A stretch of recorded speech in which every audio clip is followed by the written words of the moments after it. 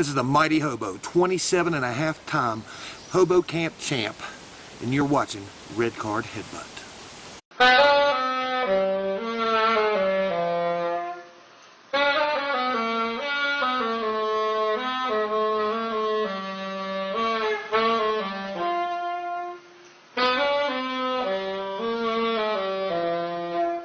Hello everyone and welcome to another edition of Red Card Headbutt Wrestling. This episode is once again sponsored by Bill's Powder Blue Emporium of Beckley, West Virginia, with 2 other locations serving areas with bad taste and poorly designed triple knit leisure suits. We are coming to you live from the seating area of Rusty's House of Deep Fried Confections and Christmas Light Museum for this contest.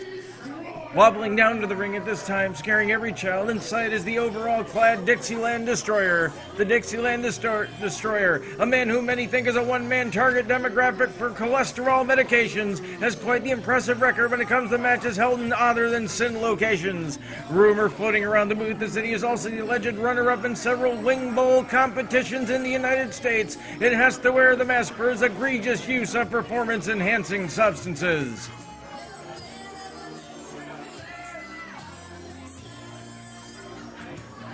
As the Dixieland Destroyer hurdles himself over the middle rope, we can see the monitor set up on the wall opposite the camera. One has to wonder if this whole event is really a promotional tactic by the Columbia Broadcasting System to trick people into watching something so heinously god-awful that they will actually choose to watch under the dome instead.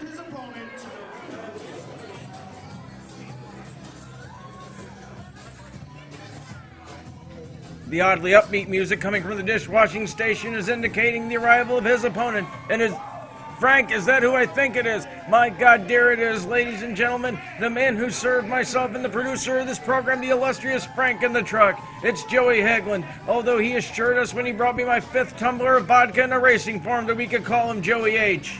Wait a minute. Son of a bitch, he's got a unicycle. And oh God, and he's riding it. Apparently he thinks the way to get noticed on television is to awkwardly ride a unicycle to the ringside area. All that's going to do is get him to trip and fall on his ass from the miles of cord Frank had to lay out for this remote broadcast, which is an extremely dangerous choice because I highly doubt the promoter has secured the proper insurance given the nature of the venue.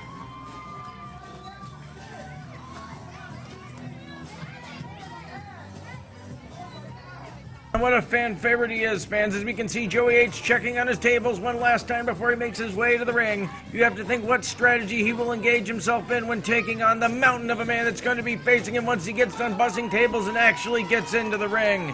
My guess is with that unicycle, he's going to ride circles around him. The referee is beginning his check for foreign objects, and Joey H looks more than a little bit nervous from my point of view in the broadcast booth, which coincidentally enough is an actual booth in the restaurant. There he stands, folks, the Dixieland Destroyer, triple strong, triple tough, triple chins.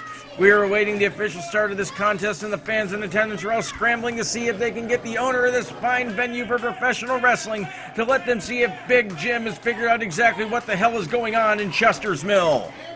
Folks, this program is being broadcast to you live, so we may occasionally have to take a commercial break. However, we assure you the tape machines are rolling. Oh, sweet, merciful crap. He's trying to titty twister the Dixieland Destroyer. What, Frank? You can't say that word on television? Oh, right. We're not on internet pay-per-view, so some people may actually be watching us live instead of getting a link to view us for free a week after our most recent server crash. While we were trying to comply to FCC regulations, Joey H fell victim to a little titty twister of his own. Can we get an ass-based attack by the Dixieland Destroyer, as Joey H has to be wondering if picking up those extra hours wasn't such a bad idea after all. The Destroyer seems to be going with a ground-based assault because I highly doubt the prospect of him leaving his feet has ever entered his mind. I also believe that the prospect of him ever seeing his feet has crossed his mind either. The Dixieland Destroyer continues his vicious assault on our ocular senses with this attack. He's landed a couple of hard shots and has gained the upper hand. He's landing some offensive-looking blows in more ways than one appears. What's that, Frank? We have to go to a commercial. Well, it's probably a good idea, seeing as how some of the fans in attendance look a little unseemly, so checking on my car is probably a good idea. Folks, we'll be right back. Check 'em out. Check 'em out. You got a fantasy, imagination can take you to where you wanna be. Are you curious? How can you find out? Books, check 'em out. Books, check 'em out.